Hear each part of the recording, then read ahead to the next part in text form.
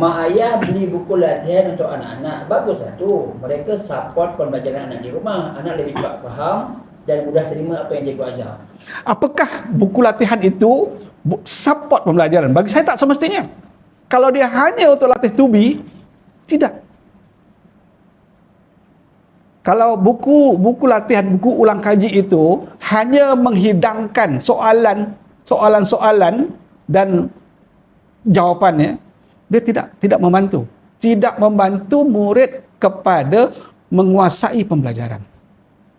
Saya selalu menyatakan bahawa itu hanyalah ukur. Kita tanam pokok, kalau hanya diukur tanpa diberi baja, tanpa disiram dengan air, tanpa dibelai, tanpa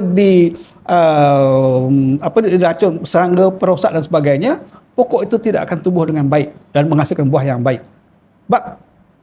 Ujian itu adalah ukur. Ukur saja tanpa yang betul. Dia tak akan jadi murid yang baik. Kalau nak murid itu berkembang dengan baik, bukan hanya dengan diukur. Bukan peperiksaan, lagi sekali saya sebutkan. Bukan ujian, bukan diukur. Tetapi diberi pembelajaran. Kena faham betul-betul itu.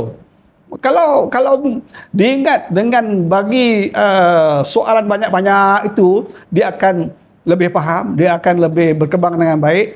Salah. Itu salah. Minta maaf lah kalau rasa saya minta maaf. Itu salah.